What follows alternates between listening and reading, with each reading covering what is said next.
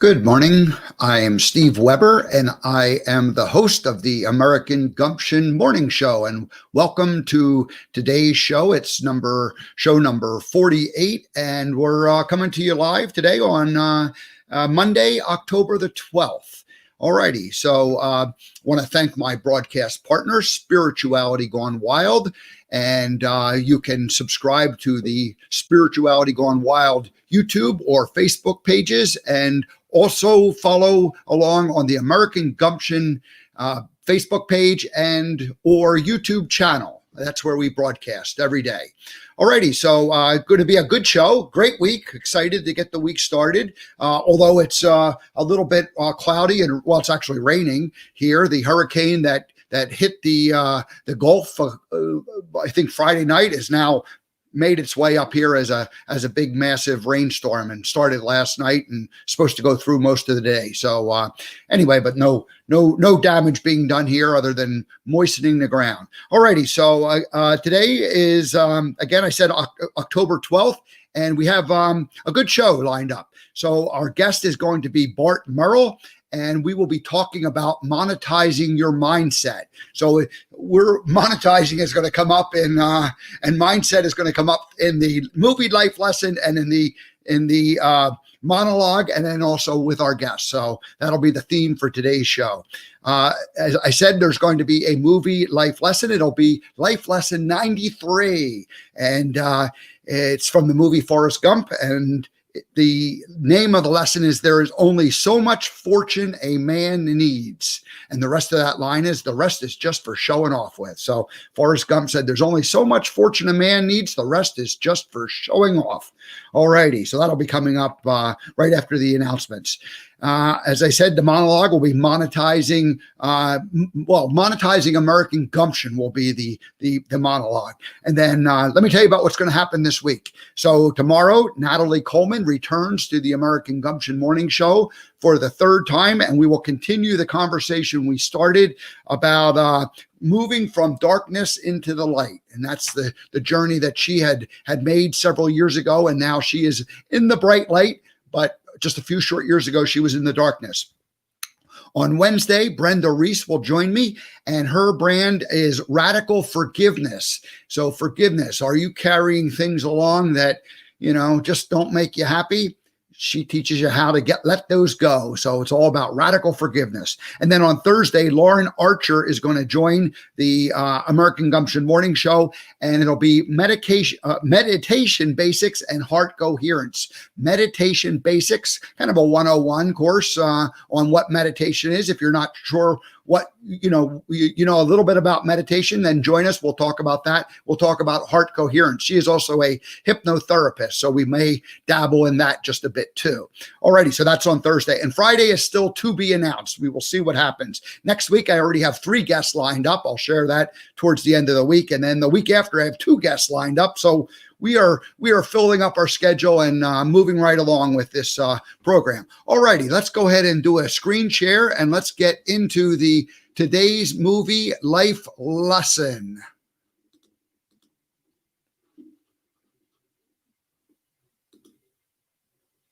Whoops, now wait a minute. Let's drop that. We're going to get rid of that screen there.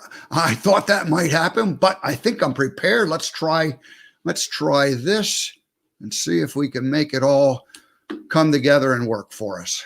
There's only so much fortune a person needs, and the rest is just for showing off. On July 6, 2019, 93 days from today, the movie Forrest Gump will be 25 years old. Hi, I'm Steve Weber, and because the movie came out in 1994, I've put together a collection of 94 of the greatest scenes from the movie and a corresponding life lesson. Here is scene 93, and it has to do with Forrest's attitude towards wealth and money. Because Forrest had a lot of money, he decided to share it with others.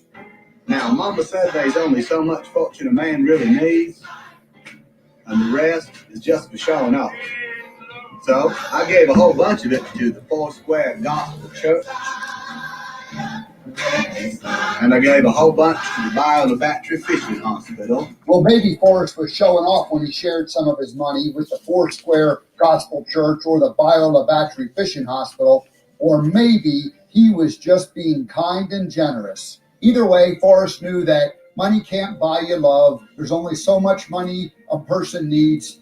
We all know stories about very wealthy people who ended up not really being very happy at the end of their lives. Elvis, Michael Jackson, Robin Williams. When we take responsibility for our thoughts and actions towards money, we live with gumption. Forrest Gump had gumption. And my hope for you is that you will live a Gump-like life.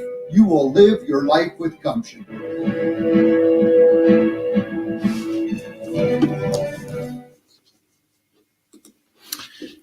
Yeah, so there's only so much fortune a man needs, and the rest is just for showing off with. It's a good line. I like the message from that. Forrest Gump always did something he loved. He always was committed. He was always in the present moment, and he went out there to start a shrimp and boat business, following in Bubba's footsteps, and then had a lot of success at it and made a lot of money by doing what he loved to do and by working hard and just staying focused on it, being in the present moment. Alrighty, so that's today's life lesson.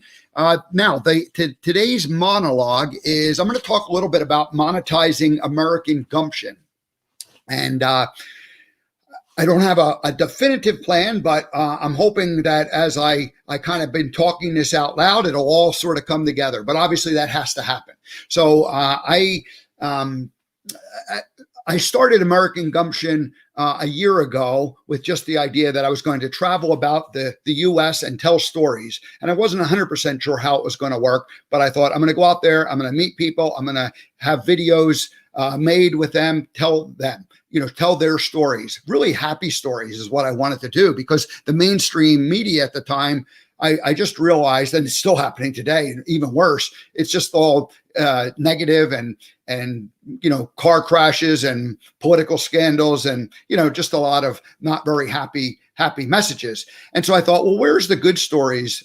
Because most of the people that I met, none of those mainstream stories that I was hearing day in and day out had anything to do with their regular lives. It was just like they told us it's important, but it really does it really affect us and our day-to-day lives? I don't know. So anyway, I thought, well, there's a way to go out there and make some tell some happy stories, and maybe it's a YouTube channel. There's people that are sharing their stories and their message that way. So that's certainly could be a part of it.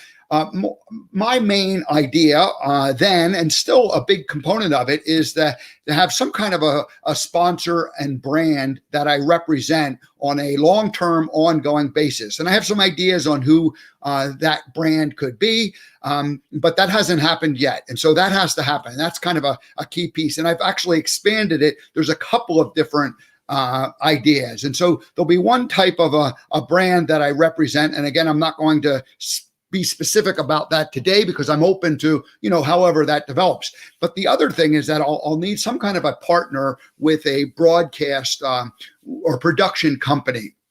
So as I get out on the road and as I'm meeting people, I certainly have the ability to communicate with the people and to set up and find the people and share and interact with them and get them to share their story. But all the behind the scenes thing, the actual filming of it and the some of the pre-production and most of the post-production will need to be done by some type of a broadcast or a production company. So finding that partner is a critical component or piece of how I figure this will happen. And then where we share that message and how it gets shared and how it gets compensated for that, I'm hoping that the broadcast partner will bring, a component of that. So that's one of the elements. Again, I said there's somebody's going to be the main sponsor of American Gumption, and I'm going to be doing services for them, representing them in some kind of a capacity as I'm out and about traveling around. So that's a component.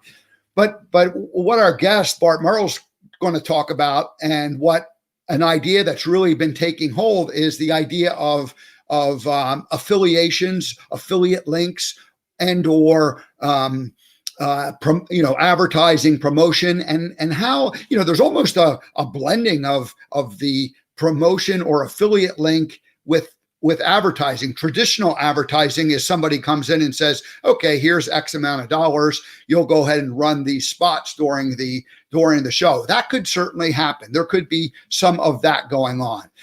But something that is more attractive to me would be where there's particular brands that maybe guests who have come to the show and they have a particular product or service that I like, that I use, that I endorse. And then you can have, I end up promoting them. And the more people buy, the more I would end up being rewarded from it. So I become essentially the advertiser, and instead of the person paying for advertising for someone to just share their message, they pay the people who promote them.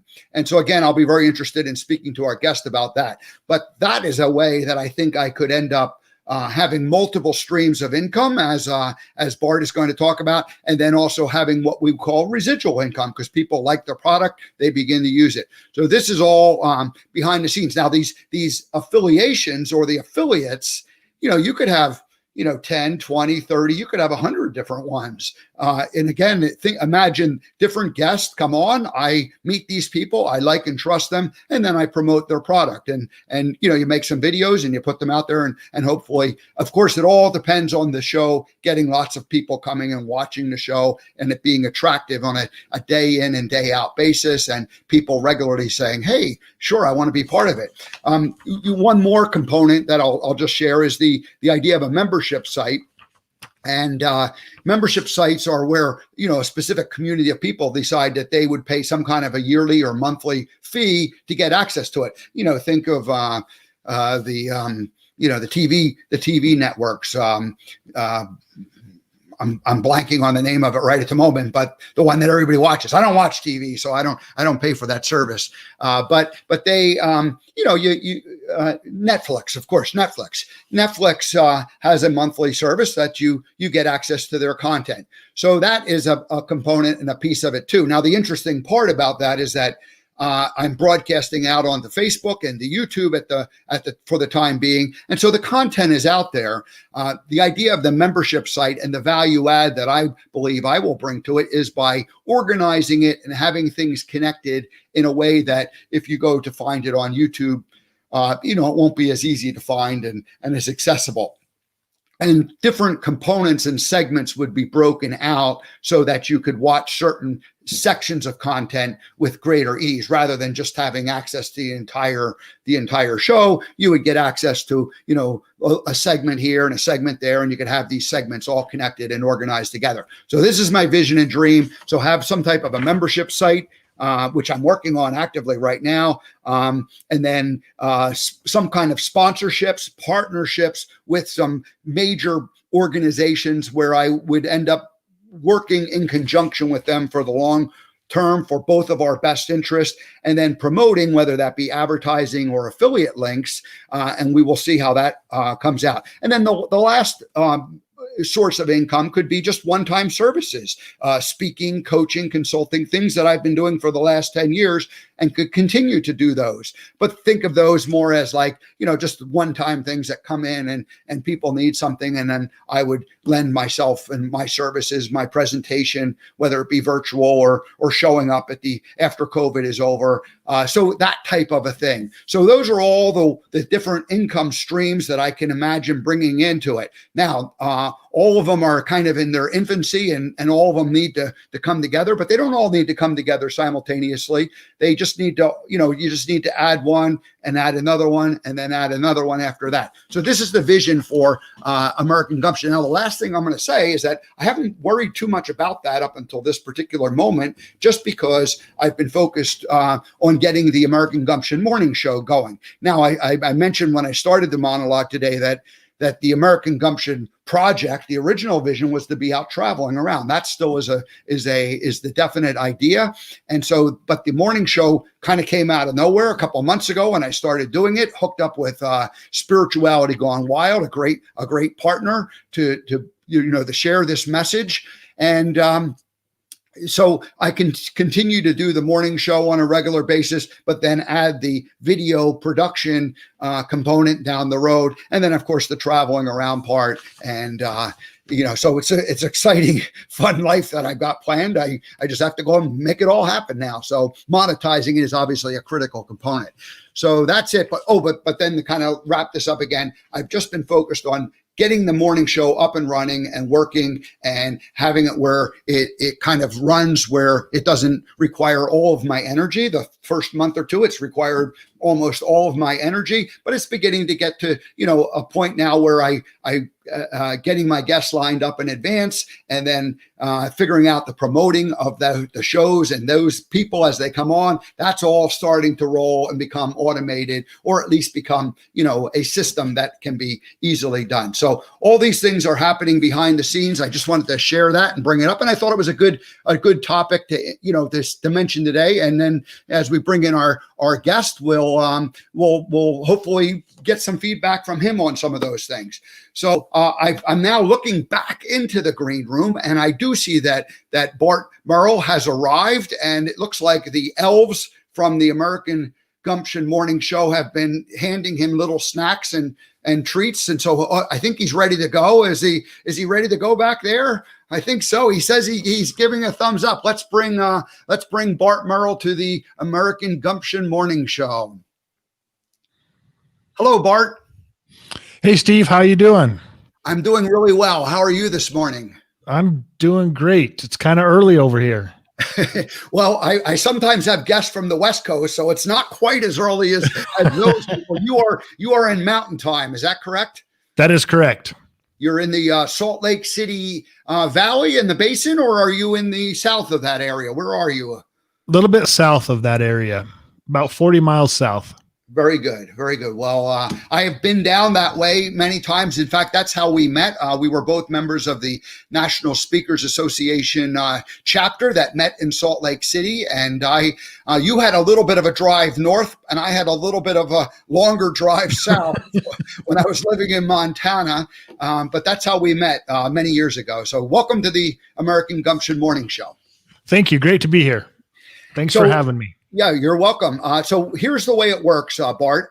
Anytime a first-time guest comes on, I have a little intro that I've prepared to just let people know who they are. And then I have a special theme that's called the American Gumption First-Time Guest Theme. So we are going to play that. And if you ever get invited back, you'll never hear this again. So this is a one-time deal. Are you ready for that? Is it you on board? I'm ready. Let's go. All righty. Well, let me tell people who you are. So Bart Merle has never had a real job, and he believes that you don't need one either. He grew up in a small town raised by a father who was a self-made millionaire. His father was a pig farmer, but his father had a monetized mindset that made him a very wealthy man. Bart's dad drummed into him the importance of neighbors caring for neighbors. Consequently, helping others succeed came naturally to Bart. And others don't always have to be people. Bart and his wife have a passion for rescuing man's best friend. Today, they promote animal rescuing. Bart graduated from college with a degree in accounting. Now, here's the weird part about his degree in accounting. It was a subject that he did not like, and it was a subject that he wasn't very good at. Now, why in the world would a guy do that? Well, Bart's dream was that he wanted to join the FBI, and he wanted to be an FBI agent and catch bad guys and do that by figuring out where they were cheating on their taxes or something like that. So anyway, Bart did not get to join the FBI though, because he was automatically disqualified because of vision issues. So he became a promoter, trainer, and entrepreneur instead. Today, he is an international entrepreneur, author, speaker, network marketing, and training professional. He loves helping friends help friends by building home-based businesses that create multiple streams of residual income. And he believes that ordinary people can do extraordinary things just by doing ordinary things extraordinary well. I was a little bit nervous about trying to say that line, but I think I got it out correctly. You did. The American Gumption tagline is ordinary individuals living extraordinary lives. So I'm it's not quite the tongue twister that you have there. Ordinary people can do extraordinary things just by doing ordinary things extraordinary well. That is brilliant. So anyway, Bart Merrill, welcome to the American Gumption Morning Show. And let's go ahead and play your welcoming theme as a first-time guest. Okay.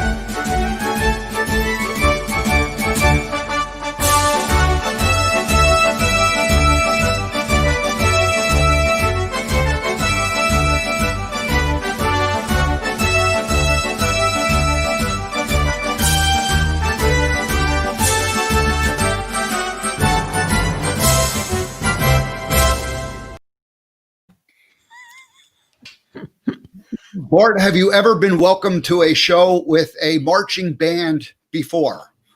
I have not. This is a first, definitely. All right. Well, welcome to the show. And one of the things that I wanted to do when I started this was, talk about our country and the fact that we live in a great place. And so I bring a little bit of patriotism to it. And I think I feel very fortunate to have been born into our country at this particular time and place, and lots of opportunities out there.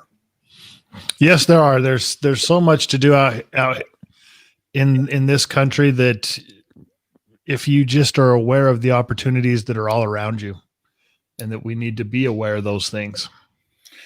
So you had a humble beginning. Your father was a pig farmer, and I know a little bit of the backstory. But why don't you just share, the place you grew up and the lessons your father taught you as a boy growing up in a small community? So I grew up in a small town in southern New Mexico. It was called Animas. My dad used to say it's where the road ends and the West begins. And that's really what it was. If you wanted to go out to eat anything other than Mexican food, it was 2 hours either direction. So we either were headed to Tucson, Arizona, or Las Cruces, New Mexico, were the two closest big cities, if you want to call those cities big. Those cities aren't big themselves. Dad was a pig farmer, but he wasn't only a pig farmer. He was a businessman. He had his hands in many different things. He was part owner in a dairy in Idaho, which is, on the top end of the country versus the bottom end of the country. He had his hand in a mushroom plant in Utah, and he actually owned part of a produce warehouse in Phoenix, Arizona, where Diamondback Stadium now stands. So you can imagine when they wanted that property, they paid quite well for that piece of property. So he just had his hands in many different things that kept him busy. They were all kind of related to his genre that he chose to work in, which was farming.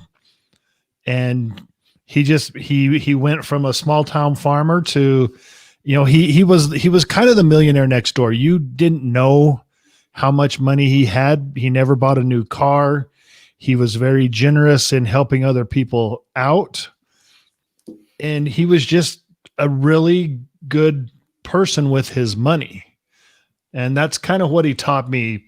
I call it, and he never set me down and said, okay, this is what you need to do in business. This is how you behave. He never gave me the birds and the bees of business, is what I call it. He just led by example. He supported me and he encouraged me in my different adventures, if you want to call it that.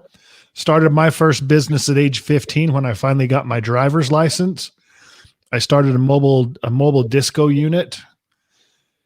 when I was 11, I bought my first stereo. It was one of those all-in-one stereos. It was a Sanyo. It had, on this side, it had a cassette deck. On this other side, it had an 8-track deck. On the top, it had the turntable. In the middle, it had the radio. Cost me a whole whopping $285, which was a lot of money for a little kid back then.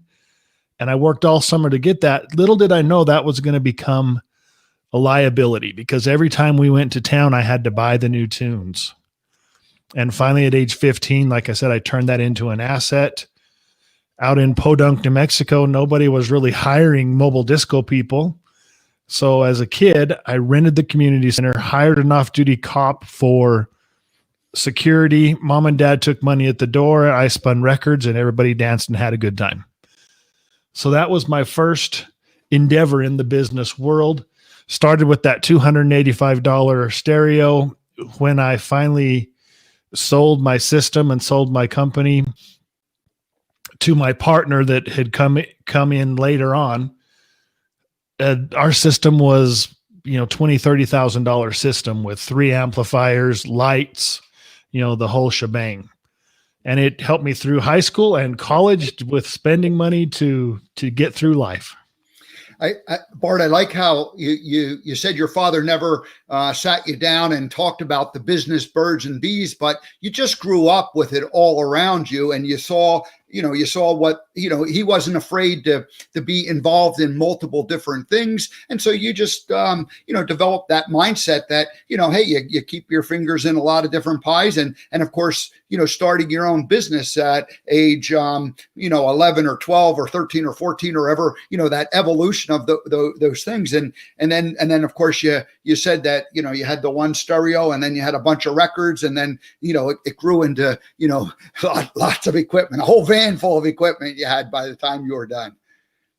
Exactly. And, Dad, it was a great example in that he, both in the success realm, and he didn't always succeed. I remember in like 80, it was probably 83, 84, he had a rough year. He had invested in some stocks that didn't go his way. And so I also learned how to handle the downs of the business as well. Right. So business isn't straight up. It's a roller coaster ride. It's ups and downs, and you got to be willing to handle those things. You got to expect them. That's one of the characteristics of a monetized mindset, is the ability to recognize that you're going to have to deal with those things and expect it to happen. You think back to our country and the way things evolved when the Industrial Revolution came on board.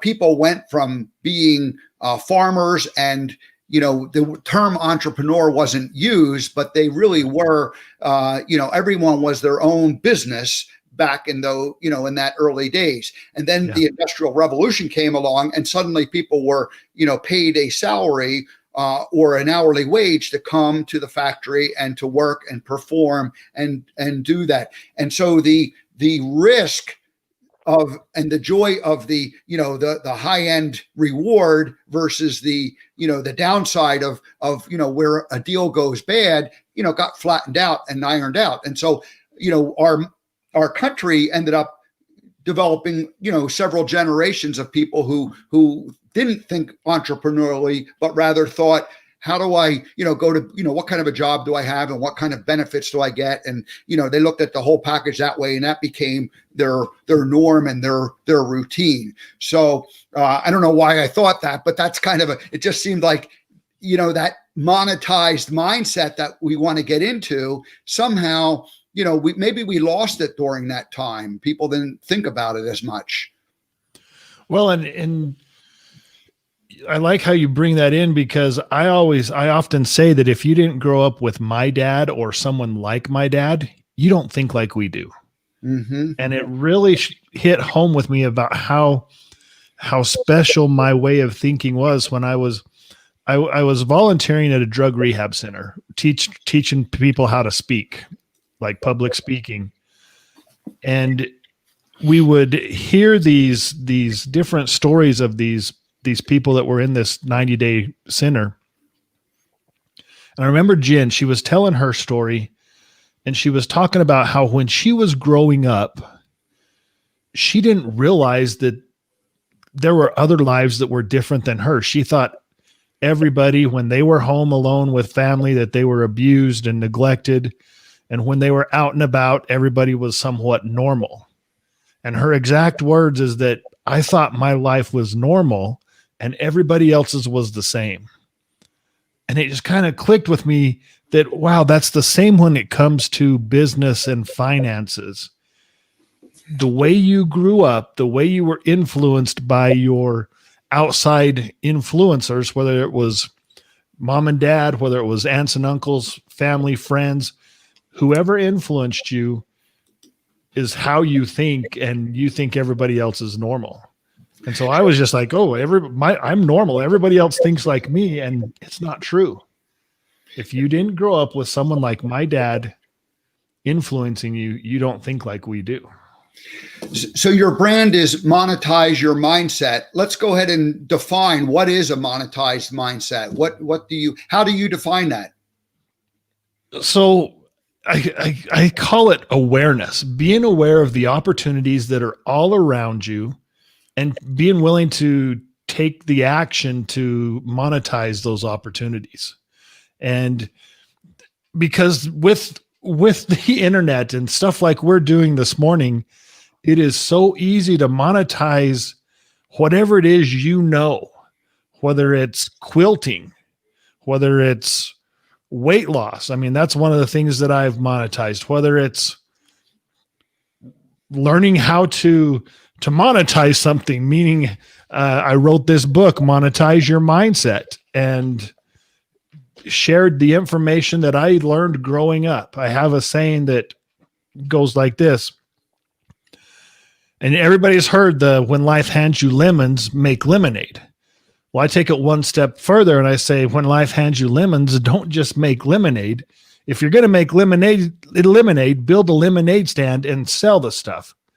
So what is it that you've gone through that you could help other people go through, or help them get through quicker, or get through without the ups and downs, help them get more of an upward, trend, whatever it is, figure out a way to monetize that.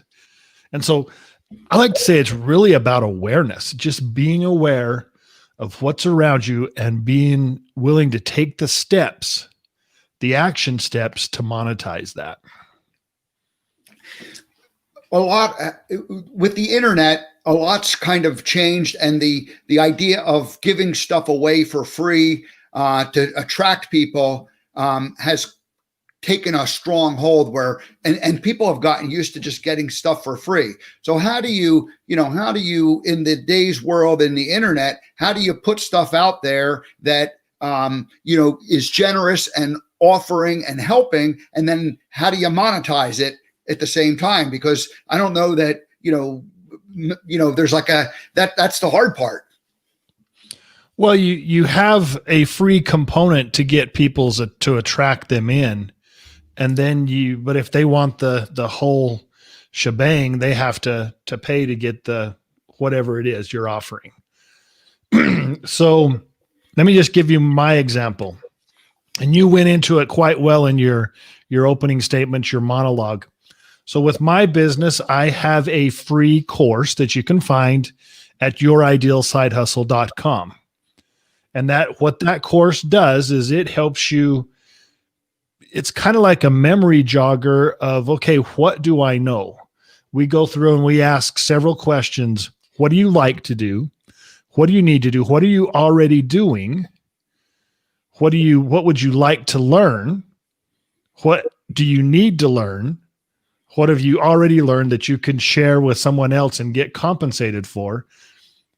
How can you monetize those things? So the free part of the course, the free part of my course is just a memory jogger to help you. When you get done with that course, you're going to have a handful of ideas that you could turn into a stream of income. Now, if you want more help in turning your ideas into income, then you have to go get the paid part of the course, which is the full course. And so that's one way. You also talked about affiliates. If I have a client, I want them to be able to get anything through me that they're going to need. So I have a podcast. Someone who is doing a side hustle that is monetizing their mindset may have a podcast too, or may want to start a podcast. I have a podcast host called Buzzsprout that I have offered on my website under my resource page as an affiliate link for me. So they can go in, they pay the same price that everybody else is going to pay, whether they go through me or not, but yet I get a little piece of the action. So if you like my stuff, if you like my podcast, if you are a fan of Bart Merrill, then maybe you would like to support him by, instead of going to Buzzsprout directly, go to my website, bartmerrill.com, go to my resource page, click on Buzzsprout, use my link, and I get a piece of the action. So not just with that, though, I want anything that someone is going to need around monetizing their mindset. I want them to be able to get it through me where I get a piece of the action. It's not a lot. It's just a little bit. But lots of little bits add up to a lot. And I liked your thing in the monologue today about, you have a certain amount that you need to live on. Anything else is just showing off. I like how you said that, but there's anything else you can do a lot of good with, just like my dad did, just like you showed in the Forrest Gump example there of so much that you can do. Money isn't everything unless you don't have any or you don't have enough. So you want to have enough and then be able to be prepared for another saying of mine. Are you prepared for what happens when what happens happens? When life happens, are you prepared? Right now, we're in the middle of a big life happening with the coronavirus, and a lot of people weren't prepared. They had to rush out and buy their toilet paper. And I don't know what the big deal was with toilet paper, but they had to rush out and get it. But were you prepared? Are you prepared for something to happen? Whether it's cancer or Christmas, it can be good or bad. Are you prepared for the good things like a wedding? Are you prepared for the bad things like someone maybe getting cancer? That's one of the wake up calls for me, was when my wife called me from Japan saying that the initial indication was cancer. My first thought was I could lose my wife. My second thought was I can't afford this. I can't afford to drop everything and be by her side as we go through whatever it is she's going to have to go through.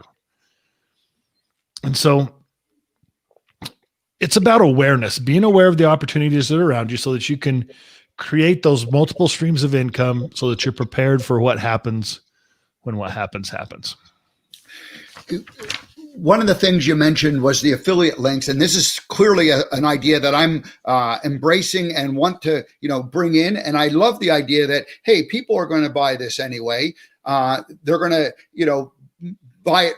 However they buy it, the price is going to essentially be the same. But if you use my link, then you're going to get, I'm going to end up benefiting from it. And the value that I bring is I've shared something about it. I've promoted it. I've maybe made you aware of it, or maybe you just like doing business with me, or you like what I'm offering, so you want to go ahead and do it, and that's a way of supporting it. How does that differ from advertising in terms of like the way you talk about it? Because if you're we all accept advertising as like, oh, the company's paying you to say that. All right, great. So now I'm promoting their product. In some ways that feels like more normal than, the idea that, hey, you're going to pay the same price whether you buy it through me or directly through them. But if you buy it through me, I get a little bit of something. Somehow that feels like less ethical in kind of a weird way. Have you experienced that or thought about that or run up against that mindset? And how do I, as a promoter, am I obligated to say that this is an affiliate link versus not necessarily saying that, hey, I'm being paid to promote this product by typical normal advertising. So if you're an affiliate, you are obligated to say you're an affiliate. Okay. As for me, I feel that, so I promote stuff that I use. Mm-hmm. So I already like the things. One of the big things I promote is TaxBot. It's an app on my phone, helps me keep track of my business expenses. And I promote it on my podcast whenever I get the chance, sometimes at the beginning, sometimes during the show. It's something that I'm using. It's something that I'm a fan of. I'm a fan of it because I can go out to lunch with Steve. We talk business. I take a picture of my receipt. I throw it in the garbage. I don't have to save a box of receipts to go through at the end of the year. And when I got married, my wife brought these boxes up and said, "Do we have to keep all these?" And I said, "Well, is it 7 years old?" And, "Well, no, it's not." "Well, then we have to keep them." TaxBot relieves me of having to keep these boxes of receipts. It also requires me to put in the information. Okay, I had lunch with Steve. We talked about this, and then saves it on the cloud for me. Same thing with my trips, my business trips. If I'm going to meet Steve at the restaurant, okay, where are you going? Before I can save that trip or that receipt, I have to put in the proper information that the IRS requires to make that a legal deduction. Mm-hmm. So if I were to get audited, I can print out this printout that TaxBot provides me and hand that to the IRS. And instead of having a 2-day or a 2-week battle with the IRS, it's 2 hours or a lot less time. And more than likely, they're going to look at that and say, "Oh, you are doing it right," because I'm required to put in the proper information. It's a company that I fell in love with before I even started promoting it. So for me, that gives it's more ethical because I'm using it. Yeah. Same thing with my planner, which is the Kingdom Organizer. I promote that. So I promote things that I'm using and not stuff that I'm paid to promote.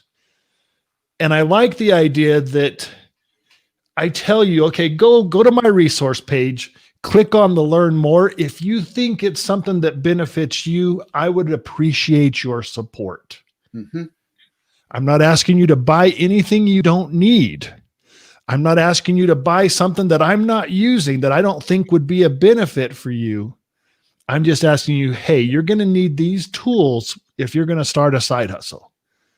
If you're going to start a side hustle, you have a main hustle, a side hustle, family, hobbies.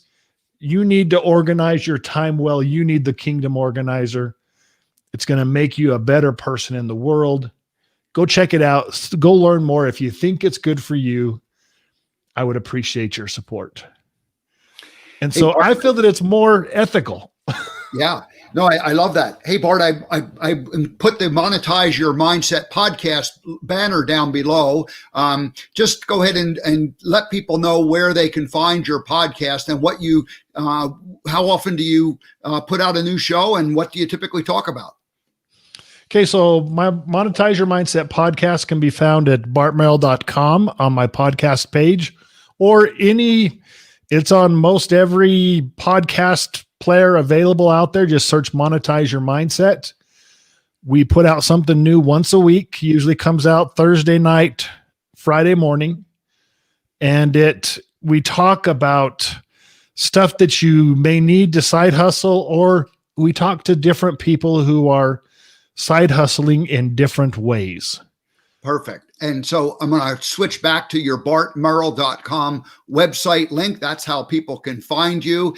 And I did see that right on the homepage that the Monetize Your Mindset podcast, you can find the most recent episodes right there. So it's I encourage people to go to Bart's website and check them out and learn all about it. Now, a couple things that interested me, and you've mentioned side hustle. That's almost like its own concept. Define side hustle. Side hustle is just a side business. And even if you are a W-2 employee, you have a job, you don't necessarily want to be a businessman or an entrepreneur. If you don't have a side hustle or a side business, you're paying way too much in taxes, because there are benefits, deductions that are available to you as a side hustler, a businessman, that are not available to a W-2 employee. So even for the tax benefits alone, you should have a side hustle. And I'm not an accountant. Well, I did graduate in accounting, but I don't claim to know the ins and outs of accounting. I pay an accountant a good amount of money to take care of my stuff. A little side note, I paid an accountant to take care of my employees and my FICA and all that good stuff once. And he was late, and I started getting letters from the IRS that said, you owe this much money. You're getting dinged for this. You're getting dinged for that. And I called the IRS. I got this nice lady on the phone. Well, maybe not so nice, but I got this lady on the phone, and she said, well, you're late on your 940s. And I said, well, what's a 940? And she responded, serious? You don't know what a 940 is? Well, you're not a very good businessman. And I just thought, really? I pay someone a lot of money to take care of this for me, so I don't have to know that stuff. Anyway, that was just a total side note, but it was just kind of funny. You can pay people to do the stuff you don't want to do. But as far as side hustling and side business, I think you need one, even if you are just a W-2 employee. I shouldn't say just, but if you're passing up on tax benefits that are out there for the business people.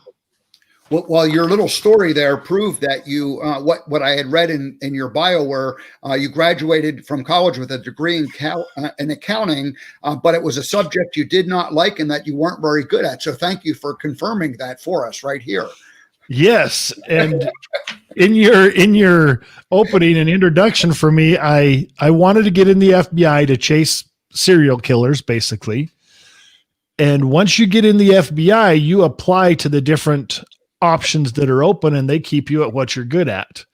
And so maybe I was initially in my head was saying, okay, I don't want to be good at accounting because I don't want to chase white collar crime people. I want the more interesting stuff like the psychos and the stuff like that. And so maybe that's why I'm not good at accounting. I all right, subconsciously didn't want to be good at accounting. So two other things that are very important concepts in terms of the money mindset, monetizing your mindset, residual income, and having multiple streams of income. And we've touched on both of them, but go ahead and elaborate on the idea of at least a residual income, and then again, also the multiple streams of income. Okay, so residual income is the income that's left over at the end of the month after you've paid all your bills. So some people kind of, if you look at the definition of residual income, that's what it is. What a lot of people think residual income is, and what it is, and what my definition is it's money that comes in every month, maybe with effort, maybe with less effort. Passive income comes in with less effort. It just comes in, whether you're like maybe the royalties on a book or royalties on music, they comes in automatically with little effort. And so you want a residual income that comes in passively, as passive as possible with the less effort. And multiple streams of income that are that way, that are somewhat passive, is where the wealth comes from, because you're having to do little effort and that money continues to come in. And that's what you're looking for. It could be an online course in quilting. Maybe you have something that you're a stitch or something you're teaching in quilting, that you build an online course and people can come by that 24/7, whether you're there or not. You post about it in Facebook or Instagram or LinkedIn. You get the word out. Maybe you're running some ads, and it comes in when people find, oh, I need that course. I need to learn that stitch. Another way to think about passive income, which is really saying the same thing, is you do the work, you create the course, and yet then it's the bulk of the hard work is essentially done. There's always going to be some residual work that needs to be done to keep it alive and keep it working. But you create that course, and now the bulk of the work is done, a one-time deal, but the benefit to new people coming in and them exchanging money for it is that they can come in at any time, they can access it, they can pay you at any time. And so that money becomes passive in the sense that it just keeps, showing up without you having to repeat that initial work that you did. Correct. There's always going to be some sort of maintenance work that needs to be done. But the more passive it is, the better it is. Yeah. If you have rental properties and you have a property management company running it, that's completely passive. You had to buy the property and you hired the guy. Now you're hands off and that money just continues to come in because you don't even worry about it. You got a management company running it. Right. But if you didn't want a management company, then it's semi-passive because every time, something breaks, you have to go get it, hire someone to get it fixed. You have to take care of the property, but it's still semi-passive because there's not work every day that you have to go do on that property. So in a perfect world, you would find multiple different businesses that you one at a time go into, set them up, put in the necessary capital to get them set up, put in the necessary operations so that they more or less run themselves, and running themselves might be somebody running it for you, but you're not having to run it. And then you end up with some type of extra income from that. So that's the income part. And the passive part is the fact that this just happens month after month after month, year after year after year. Correct. So how many of those can you set up and do? I guess, 5, 10, 100, couple hundred? Well, the average millionaire has at least 5 businesses. Mm-hmm. On average, I should say, not at least, but the average millionaire has 5 sources of income. Okay. And most of them have more than that. And monetize your mindset isn't about becoming a millionaire, but it's not about not becoming a millionaire either. Mm-hmm. Monetize your mindset is about creating financial security by monetizing the stuff that you already know or do so that you have the resources to deal with whatever happens when what happens, because it will happen. So is it true that you have never had a real job? So I've had part-time jobs in college and stuff, but so when I found out that I wasn't going to get in the FBI, I was pretty devastated. And I was doing my part-time landscaping job for $5 an hour. And a buddy of mine asked me, "Hey, you want to go back to Japan?" And he was joking. And I said, I don't have a girlfriend. My job here is $5 an hour. Yeah, sure. And I ended up helping take the first commercial bungee jump to Japan. Mm-hmm. And that just branched off to more opportunities where I took the first sky coaster, the big swing thing that's in the amusement parks, to Japan. Japan called me and asked me, "Hey, we saw this thing on TV. It's in Germany. It's a complete unattached free fall into a net from about 150 feet in the air. We want you to go try it." And I was like, "Oh, that's got to hurt." They said, "Yeah, that's why we want you to go try it." Long story short, I called Germany. Germany said it was just for stunt people right now. We'll call you back when it's ready for the public. I never thought I would get a call back. I got a call back. I was on a plane to Germany. I tried it 4 times, flew to Japan, told Japan that I liked it. We sold 3 in Japan, built 2 here in the US.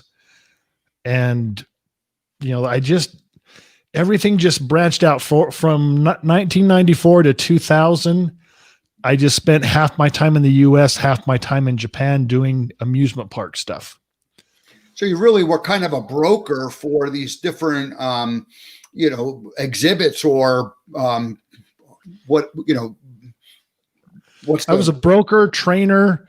I would train the staff. I would monitor the staff for the first 3 or 4 months on and off. And then I would come back and do inspections. I would, so I just had my own business from then on. And I would do, while I was over there, I met my wife at the gym. I met a partner at the gym. He came up to me, and I'd probably been going to the gym for 2-3 weeks, and nobody had said boo to me other than the staff, because I'm this big gaijin, this big gringo in this gym, and everybody was afraid to come up and talk to me. And this guy came up to me and he goes, "Hello." And I just kind of said, "Okay, hello." And then went into Japanese. It's like, "Oh, I'm glad you speak Japanese, because I was done at hello." He eventually became my partner. He said, "Well, I want to stop." He was a big rig driver in Japan. He said, "I want to start importing camping trailers and stuff to Japan. Will you help me?" And that's where we started. And we've been doing that for 20 plus years. So you're doing your podcast one day a week. You have a couple of different businesses going on. I mean, how do you spend your typical week? What does a typical week look like for Bart Merle these days? So a lot of it is just getting my podcast ready, preparing content for social media, preparing content for my online courses. I take care of my Japanese stuff. That's a few phone calls a day. Sometimes at least 3 or 4 times a week, I get calls from Japan, either looking for something or following up with things. So that's my day. So I it's spend it at home with my wife and my dog, and my wife says, "Get out of the house," so she can have the house to herself for a little bit. I'm in 2 different Toastmasters clubs practicing my craft of speaking. I still belong to the NSA, the National Speakers Association, so I spend my monthly visits there as well. And I'm a member of BNI, the Business Networkers International, to get my message out. Yeah, no, that's great. Well, I think the world is changing. COVID has forced people into thinking differently about it. You had developed that mindset, that kind of a lifestyle, 25 years ago, and you've been doing it ever since. So I just think it's great, and I appreciate your coming on to the show this morning and sharing that. Put up your book one more time. There it is. Monetize Your Mindset. You can go, and I'm sure it's available on Bart's website or on Amazon.